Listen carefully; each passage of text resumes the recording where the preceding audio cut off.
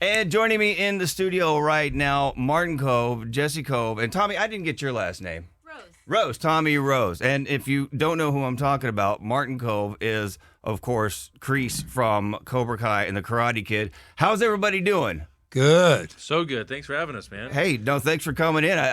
Cameron over here messaged me the other day and said they're coming in town. I was like, freaking Karate Kid's coming in town? Hell yeah. We're going to have some fun today. You ready?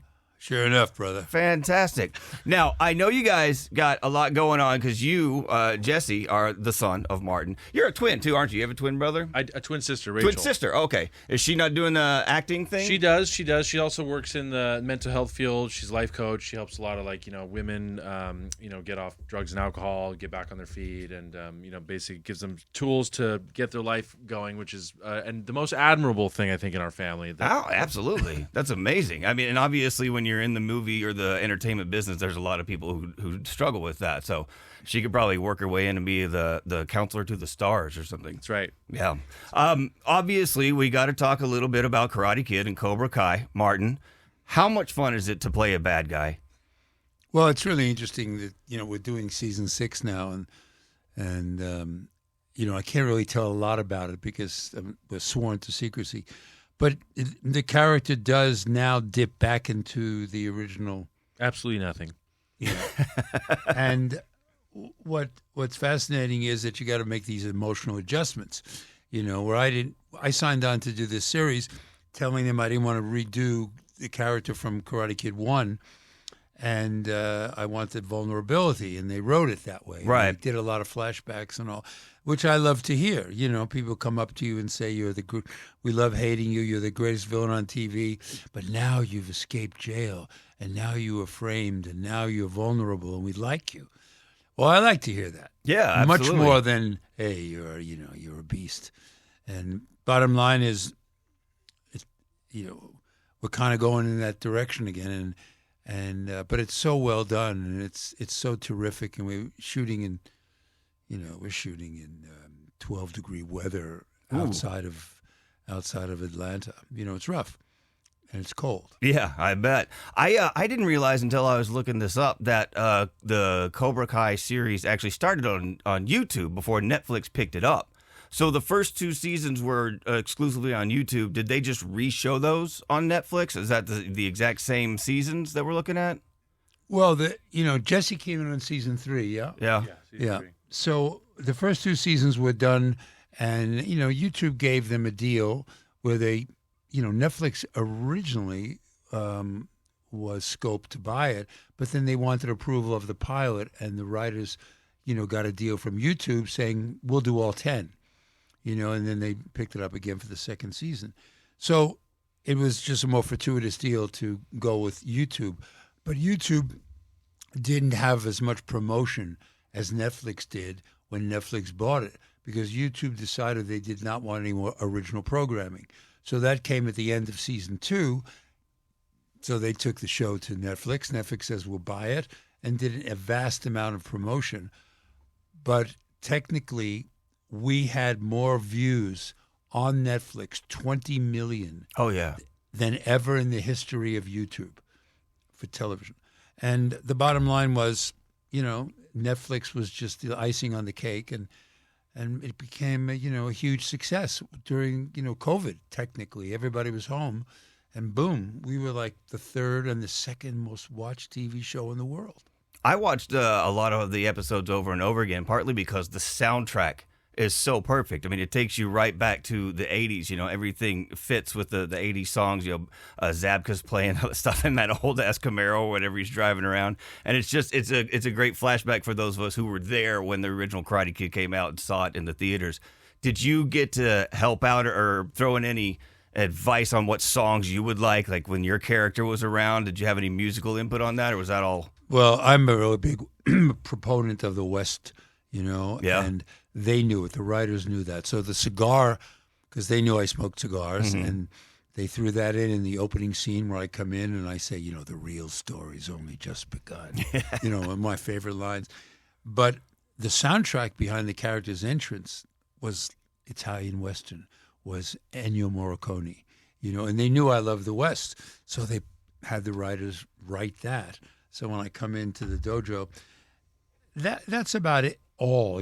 Most of it is their choices. You know, these three writers, And the composers, Leo Byronberg and Zach Robinson, I mean, they're like huge 80s nerds, so they know exactly what the fans want, and they're really, really brilliant. Well, tell them they did a hell of a job. They got it perfect. I mean, everybody I know that's my age group, that was there in the 80s, like, yes, this is awesome. It's one of the best parts about the show, absolutely, is the music. You were talking about you love Westerns. You actually were in Gunsmoke in your TV days. Gunsmoke was the first Western I ever did, my first year in Hollywood, the last year of Gunsmoke. It was on TV for 22 years. Yeah. And I had a ball. I bet. We just had such a good time. And, I mean, I'll never forget it. And, as a young actor, you're standing next to James Harness, and he doesn't want to talk anymore. He's done the series for 22 years. And I remember him standing there with the script and peeling off the pages. Milburn can say this. Doc can say this. Amanda can say this. Tearing off the pages. And my friend and I, who I stayed friends with for a long time, Paul Koslow, may he rest his soul, he and I played brothers on the show. And we're dying to have these pages. We're dying to get these lines, Yeah. But we couldn't because we were the bad guys. And all this other stuff was exposition. But it was one of those shows where they had it together, and you're doing a classic. And when I drew down on Matt Dillon in a saloon. Oh, wow. God. I could have stopped acting right there. I said, it would have been my life just to stop and just go home, Well, I'm glad you didn't, because you also got to be on two of my other favorite shows, Chips and the Incredible Hulk. I mean, come on. What a hell of a career. You got to party with freaking Lou Ferrigno painted green, man, and Punch and John. The Chips thing was really funny. It was a funny. Will you say anything on this? We can say absolutely. Right. So the Chips deal came from went to see the producer, and the producer's guy, I won't say his name. He's gone now, I think. But he had champagne, and we were drinking champagne at my reading. He didn't know me from Adam, and I was just like out of it, So as I said goodbye to him, I never even got to read. I mooned him. I mooned this guy, and he thought it was hysterical, and he cracked up. I got the part. And your ass got the part. Yeah, my ass got the part. Is that how you got all your parts done? No, it isn't. I knew you were going to say that, but then it is. But anyway, I'll never forget that, because doing the show was okay. It was just, I don't even remember what I did. Hulk was different. It was my biggest guest starring thing ever, and I had met Jesse's mother there. And I remember being late 4 hours to the set of Universal. And I was in the marina, and I was with his mother for like one of the first times we met.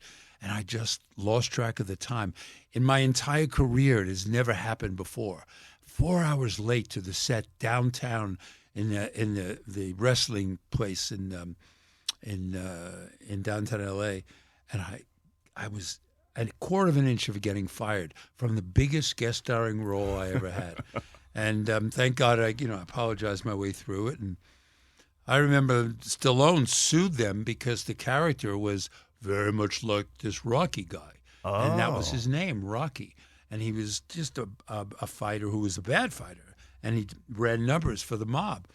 And Sly was shooting Norman Jewison's picture, Fist, on the lot of Universal, and sued Universal for using his character and the voice and everything, and ultimately won the case. But he was shooting for Universal at the time on the lot. So he sued the people he was shooting with. Yeah, but I thought it was very ballsy. I thought it was just terrific that he had the nerve to do that. But it was his second picture and third picture, and Sly's, he's a stand-up guy. Was very that creative and very funny? Was that a character note that you came up with, or did they tell you we kind of want you to sound like it was all on the page? All on the page. Gotcha. And I think the producer was Ken Johnson was his name, and it was the first episode of the series.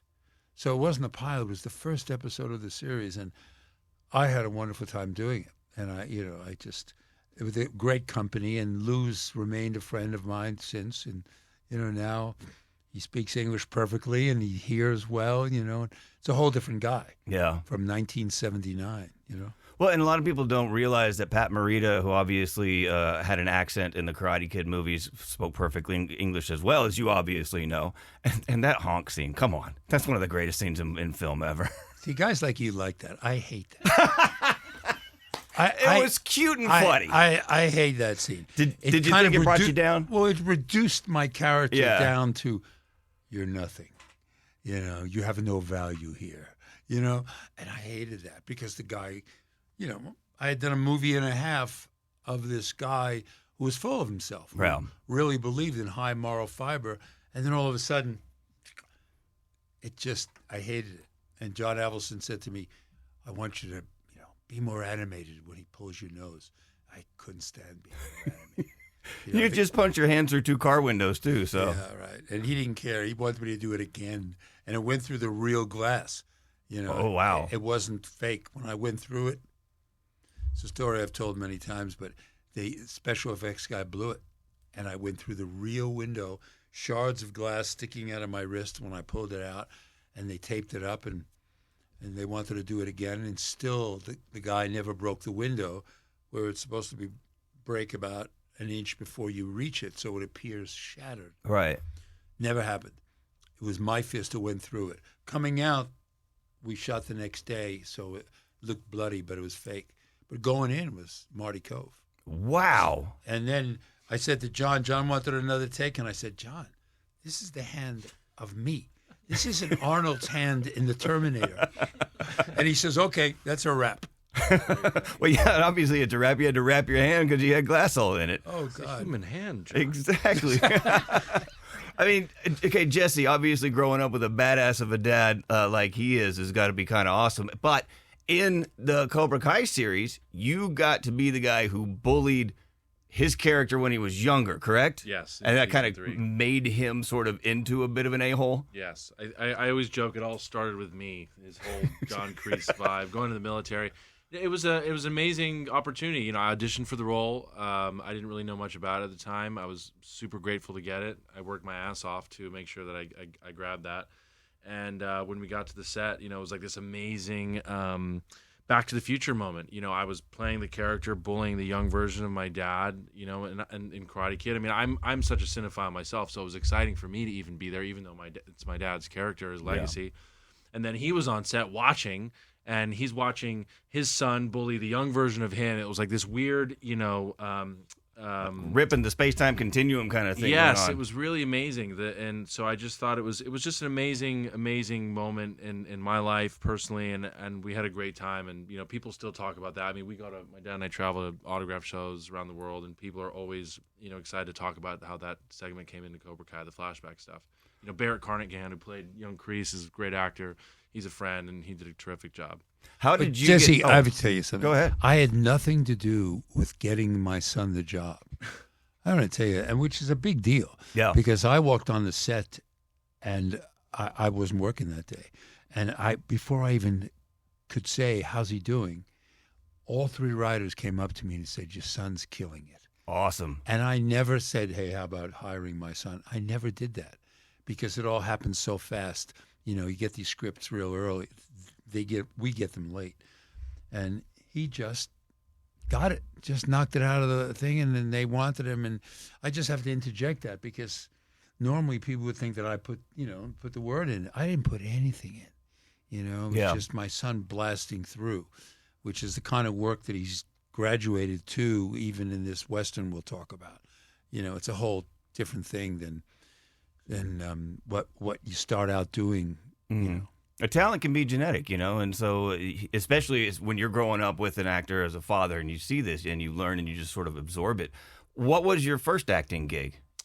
I think I was like basically I also worked as a PA on a lot of his movies. Yeah. He did. I mean, I would start at the ground up. I was basically running around grabbing coffees for people. That was always something that was really fun for me growing up doing. And then I was always doing like school plays and stuff like that, and then I'd make my own movies. And I think I was like an extra in one of the movies once, and then I just graduated, got my agent and all that stuff at like 17, and then he never wanted me to be in the industry at all. Yeah, he never pushed it. So and then every year just gets better and better in the next, working hard, and here we are producing. We have a Western series that we're actually co-creating together and producing as well. That's getting off the ground, which is great. And we've done maybe half a dozen or more movies together. And Taste of Love, which we'll talk about, which we're really excited about, and then another one, a Western called The Gunfighter's Deal, we'll talk about as well. So it's been a really amazing journey working with my dad. That's got to be awesome. And let's get into that now, because you're here for the Dunedin Film Festival, which is this weekend, and you've got Gunfighter's Deal that you're working on. What project do you want to talk about first, since you've got quite a few of them? Let's do Taste of Love. Go ahead, do Gunfighter's Deal first, because you're a star in that movie. Well, Taste of Love, because that's what we're here for first. Well, Taste of Love is a movie that came to me through a friend of ours, Lincoln Lagerson. And Lincoln, I think it was like 2 years ago, and Lincoln came to me and he said, we're doing a movie in Dunedin, and it's in Florida, and I was moving to Nashville. And I said, I'm moving. And he says, can you put it off? He says, you'll love this. It's a great script. Send me the script. It was terrific. Jesse was doing the romantic lead. It's a restaurateur movie about food. And I said, wow, food. He was also coming off Cobra Kai, so he really wanted something that was like lighthearted, right? To get out of the kind of John. You always kind of want to go sideways from what you've been doing, you know, and explore something else. Oh, I mean, Mel Gibson wants to be the villain. Yeah, you Cary Grant always wanted to be a villain. Yeah, guys who are playing leading men always want, and I want to do the opposite. And nobody wants to get pigeonholed into a type, right? No, they never do, but you do. Mm-hmm. You do something successful in Hollywood, commercially, and all of a sudden, forever, they think that's all you can do. You do the tough guy in Karate Kid. I can't tell you how many times I wanted to do something vulnerable and charming. Well, I was looking through some of your old stills, and in so many shows that got you can play the mean guy, and you've got that face that can really pull off the don't F with me kind of thing. But when you smile and bring out the bright, there's a really happy person there, and you're like, man, this guy can play whatever he wants. Cause I fooled him. You see that, Jesse? He's a liar. Don't trust him. So Taste of Love filmed in Dunedin, you said? Yeah. It was really great. It was, this town is a wonderful place. The state is a wonderful place to make a movie. We love making movies here, and movies and television here. Every time we've come here, it's been a great experience. Awesome. Every time. Dunedin was sensational because we used every place. The beach. Jesse was doing these romantic scenes with Aaron, and on the beach and in the clubs. Erin Cahill, who plays the other, she's the female lead. She's a wonderful actress. And we forgot to talk about the short story, basically. Small town girl leaves to go make it big in the big city. She comes back to Dunedin to see her family, and she sees Jacob, the character that I play, her old boyfriend and childhood, basically best friend. And when they see each other, there's kind of this, unrequited love that gets rekindled between the two of them. And my dad plays her father, which worked out really, really well. And it was funny when we talked about the movie, Aaron thought that I was too young to play her love interest at the time. And then when I got to set, we just hit it off right away, and we started talking. And I had a bit more of a beard than I have now, but everything worked out, and being here with my dad and shooting in Dunedin was so amazing, because Dunedin itself was part of the character of the movie, right? And you kind of like having that production value of the beaches and the restaurants and all the people and the locals that were there. The people that live in Dunedin were literally in the movie. Yeah. So it's such a wonderful, heartwarming story, and it's also, again, it's great to see my dad in this wonderful role. Susan Gallagher plays his wife. She was wonderful. And we had such an incredible time, and we love making film and television here. It's always great. Now, what? Would you have something you wanted to share? No, I was just saying that I think that Florida is such a diversification of locations. Yeah. That when we did this Western, our experience Dunedin and I spent a lot of time in Florida, and my ex-girlfriend lived in Clearwater. And so I came down here a lot, and we were in Parrish, Florida, making a Western, and I said Jesse was doing the lead, and this is called The Gunfighter's Deal. Yeah, and it's a terrific little picture about a gunfighter makes a deal with the devil, and it's really good. Terry Kaiser plays the devil, but the bottom line is I didn't know how they're going to pull this off in this little town in Parrish, Florida. And, you're used to, we've been on the set, we did a Western, Farhaven, And Fairhaven used mezcal, where they shot Tombstone, and mezcal is in Arizona. Yeah. And so these are, and also, it doubled for Silverado. These were major towns, so we didn't know what was going to happen here in Florida, in Parrish, Florida. I never heard of a western town. It was brilliant. It looked like McCabe and Mrs. Miller with the wood that still had the bark on it. Oh, nice. And all the houses and all the saloons, and everything was like really as if the people built it day before yesterday. But they weren't clean 2x4s. They were old wood. And what people would have built years ago that didn't have the time to, clean it up. And it was just a great experience. And everybody was professional. And everybody had worked in L.A. And everybody had worked in Miami. And they were pros. Yeah. So I was so touched. And go ahead, tell them a little bit more about. Well, I want to know, Tommy's here as well, who plays Rose in a Gunfighters deal, which was, it was interesting how that came up, because I remember talking to the director and the producer, and I told him, I was like, hey, like, who do you have cast as Rose? Because, like, I really cared about this project, and I really wanted to make sure they found, an actor who was really, really good. Mm-hmm. And so, they explained Tommy to me, and, like, I looked her up, and I was like, oh, my God, like, she's obviously really great. And then we did a table read, which was, I thought, went really well. And, was it weird for you to see this western town in Florida? Did you know they existed? Because you're from Florida. Yeah. So I grew up in Fort Lauderdale. So I feel like yes, I was surprised to see a western town in the middle of Florida, but at the same time, it's Florida, and I feel like I'm, you're always surprised by Florida. Like, so you probably know the same thing that I've noticed. Florida has some of the earliest history in all of America with St. Augustine. Yes. And then there was like nothing until the early 1900s, right? There's like nothing else that happened. Yeah. And then Florida blew up in the early 1920s. But there are little sections here where you find like a cabin in the middle of the woods, Yes, and you go, there's holy crap. So many weird little pockets Yeah. in Florida. And I say weird in the most endearing way possible. Everything about Florida is weird. So weird. Yeah. So weird, but like so enchanting and so The good fun. weird. Yeah, the good weird. Yeah. Exactly. And it's just like there's so many strange little pockets with all this character and all this heart, and I've always loved Florida for that. Like I always tell people, you can get any experience you want in Florida. Yeah. Really. I've noticed that I just moved here from Texas in 2019, and I have found all these little places that's different everywhere you go. You can find a new place to explore every weekend. Yeah. It's been incredible. fantastic. It's amazing. So are you guys doing meet and greets, symposiums while you're here at the film festival? People get to watch the flicks? What's going on? We are actually. We're doing so A Taste of Love. Not only that, Taste of Love premieres on the Hallmark Channel February 19th at 8/7 Central. Cool. For those of you that are listening to it, tune in February 19th, 8/7 Central on the Hallmark Channel. Again, it's A Taste of Love, and then we are having a meet and greet on Saturday, 2 p.m. at CC Riders, the restaurant that we actually shot the movie at. Actually, is a character in the movie where Aaron Cahill's character runs the restaurant there. That's on Saturday at 2 p.m. So you can meet my dad, Martin Cove, who's my dad, myself, Susan Gallagher, Aaron Cahill. We'll all be there. We're super excited to see everybody, and it's very, very exciting.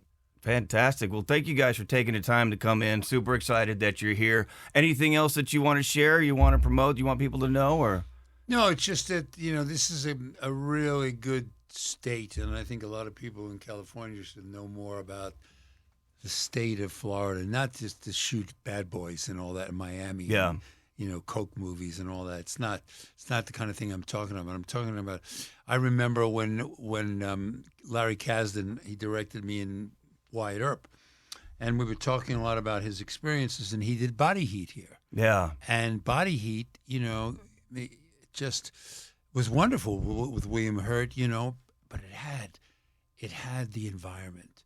It was an insurance story about, murder and all, but I remember this, and this is early 80s, it had that flavor where the environment plays a character in your piece. Just like our Western comic book, Prodigal Son, the West is as important as an environment as the character's vulnerability itself. Yeah.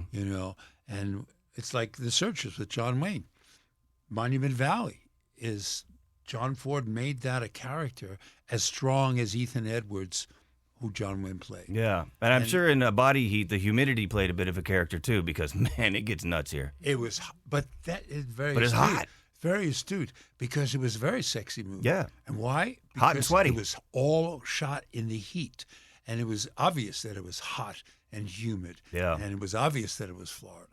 And I remember talking to Larry Kasdan, who's a wonderful filmmaker, and he was saying it you had to bring that in as a major character in the piece because it was so hot and humid, and it made everything sensual.